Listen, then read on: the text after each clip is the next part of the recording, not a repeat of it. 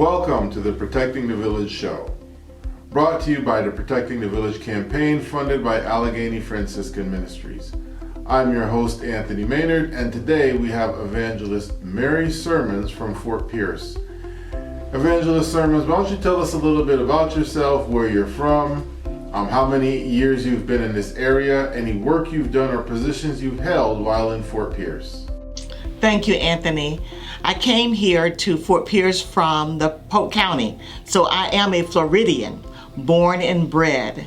I came here and went to Indian River Junior College to get my LPN, then to Palm Beach Junior College to get my RN, got my BSN from the University of State of New York, and then my master's from the College of St. Francis in Joliet, Illinois.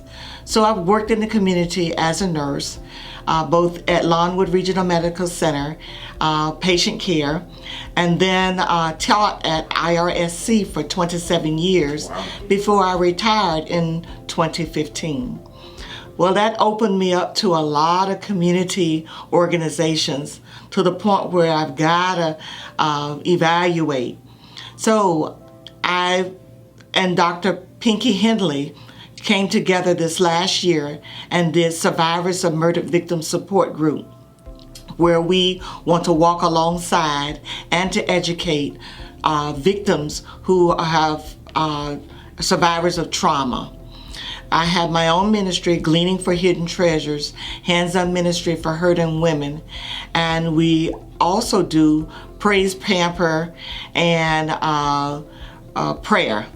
As a hands-on ministry to glean out of that woman what she didn't think that she had any more to give. The organizations in the community that I have dealt with, I was with Habitat for Humanity's family support and help a lot of people get in homes for 20 years. And then I went to United Against Poverty and have been on their board for 2 years. I've worked with Allegheny Franciscan Ministries. I work with Area 15, HIV planning and prevention, which covers Martin, St. Lucie, Indian River, and Okeechobee counties. I, of course, belong to my esteemed church, which is Greater St. James Missionary Baptist Church, where I am the senior minister and evangelist. And I thank God for all that He's done, because just this year I wrote up a proposal and got a doctorate in evangelism from Trinity Seminary of South Florida, where Dr. Blanche Davis is the executor. So I think all my endeavors here in St. Lucie County, and my motto is that my living not be in vain. And I would be remiss if I didn't say that I had one child, a son, and 4 granddaughters and a great-grandson, and my sisters and brothers whom I love so dearly, that we are a family that enjoys being together. Awesome.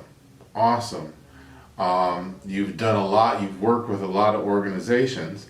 Tell us a little bit about Gleaning for Hidden Treasures, that you're the executive director of this ministry here, hands-on ministry for hurting women. Can you elaborate on that a little bit further? Tell us a little bit about it. I'd love to. God gave me this ministry, I think, my first recollection of being inseminated by way of the Spirit with this ministry back in 1990 when I was working at the college. And we, with nursing is a ministry. Nursing is a ministry of helps. And of course, with patient care is the intentional touch to make that patient feel better. So this ministry began to ruminate in me about women who are mothers, their daughters, their wives, their employees, their employers, their executives. And that woman gives so much of herself that she feels like she has nothing else.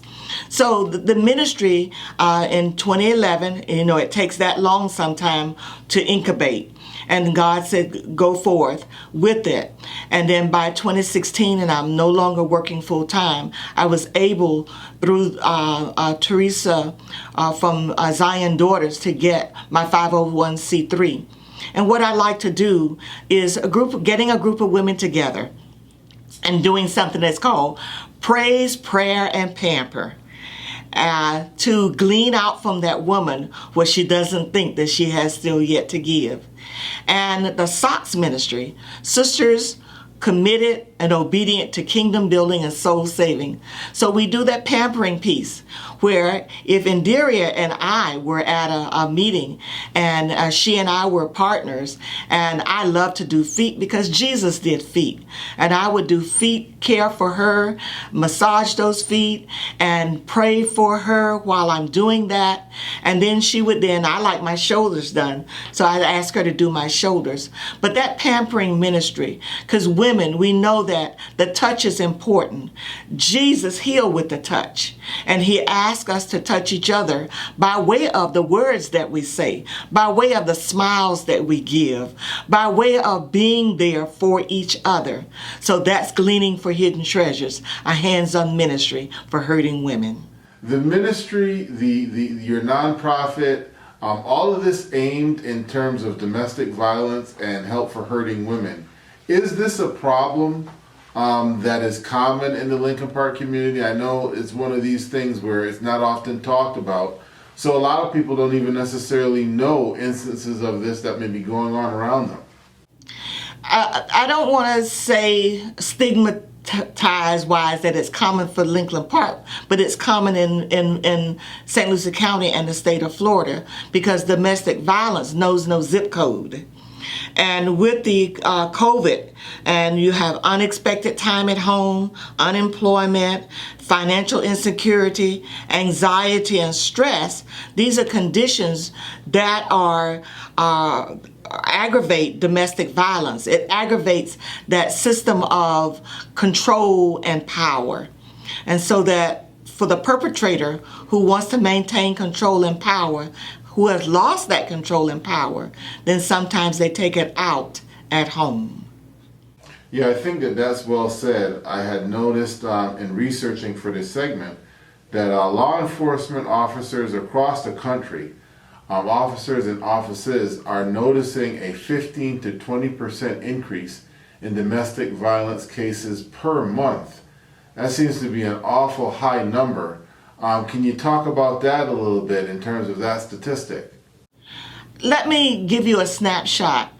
In the news about 3 or 4 months ago was an apostle who killed his wife outside of her job in the Orlando Kissimmee area. You would think, why would a man of God go to that extent to kill his wife at the workplace? So we don't know what that woman went through in the midst of being at home with domestic violence. And to tell you why I'm interested, I grew up with domestic violence. My father was a perpetrator or an abuser, and my mother, of course, with several children, didn't think that she could make it without having a husband. So what brought me to Fort Pierce many times was that when my father when it would escalate to physical, and then my mother would leave and she would come to her mother here in Fort Pierce, I came with her. And so there were times when I had to stay because I was still in school. So he would woo her back, saying he would never do it again. He don't know why he did it. Or say to her, you made me do it. And so these are the things that happen with domestic violence. And so I grew up with it. And as I began to teach at the college, and we had to teach domestic violence in nursing, I was comfortable in teaching that because I was familiar with it. My younger sister didn't see this because she was too young, and or she was not born until after I left the house. And when I talk about this sometimes, they look at me strangely because they did not see it, but I saw it. I was aware of it. Okay. That leads me to another question that I think it comes up a lot from people in general. I know in discussing this with other men that I know, it can be a common refrain where they're saying, okay, well, there's domestic violence going on. there's abuse going on, why don't they just leave? Why do they continue to stay? Can you touch on that a little bit? Yes, there are many reasons why women choose to stay. And some of the reasons they choose to stay is there's a threat, because the perpetrator will say, and it could be a man as well, because men are victims in domestic violence. When the perpetrator says to you, if you leave me, I will kill you.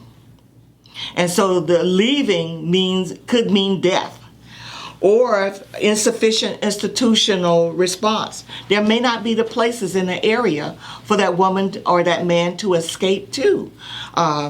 The lack of resources, lack of money, especially if the domestic violence dealt with, the perpetrator held the purse string.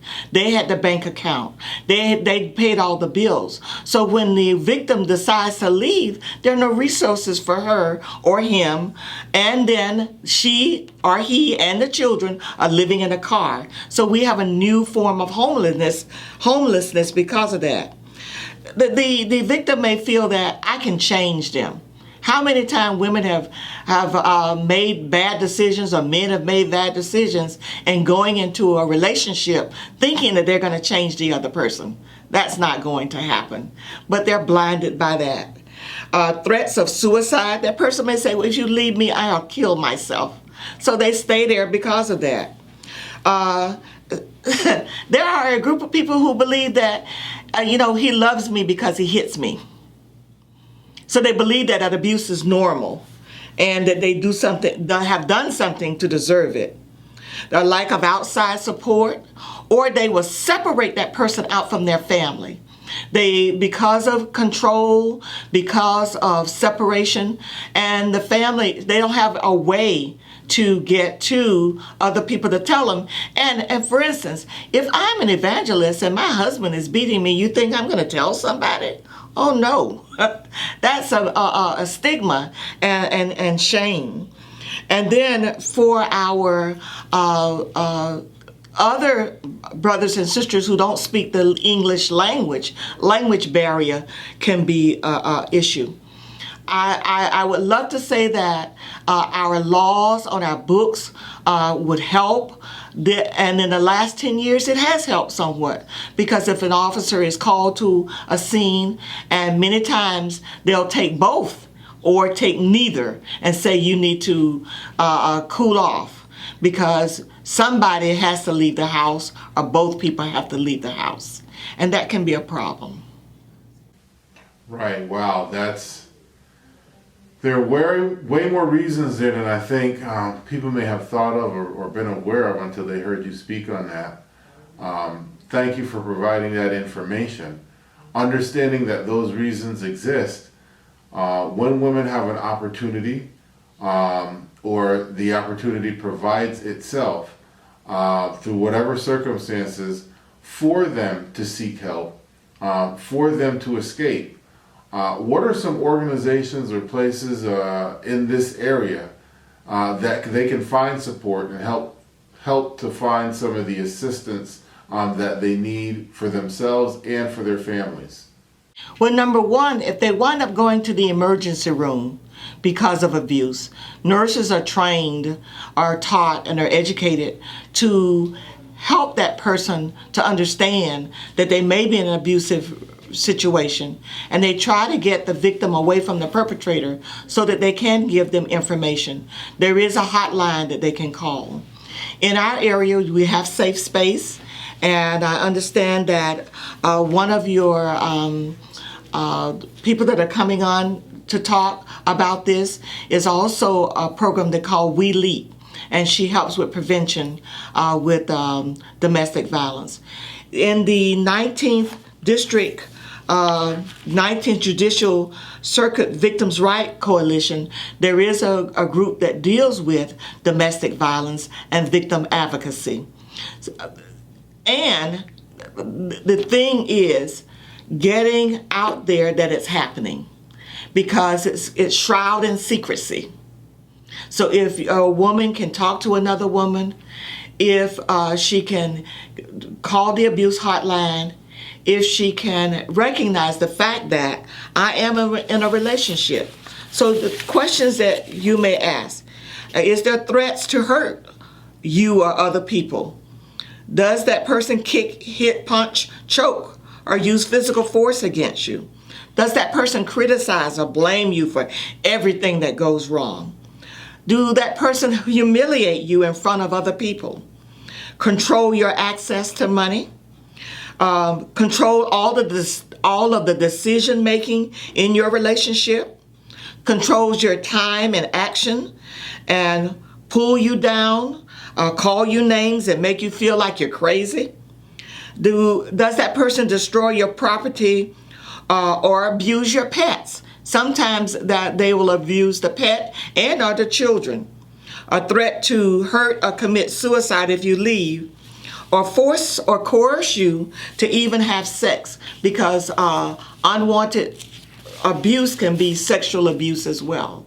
So there are many things that a woman has to recognize. I'm in this situation.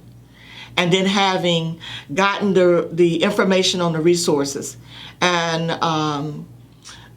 the hotlines for SafeSpace, the hotline for domestic violence, we need to make sure we get that information out to women so they have that at their disposal. Okay, well, thank you so much for that. We'll be sure to include as much information into this video as possible for those out there who may be in need of it. Evangelist Sirmons, we want to thank you for joining us. We want to thank you for all of your work that you've done in the community to help women and to help ease the hurt and the strain that's caused by domestic violence, especially during this pandemic. Thank you so much for joining us on the Protecting the Village show, and we'll see you again next time. Thank you for having me.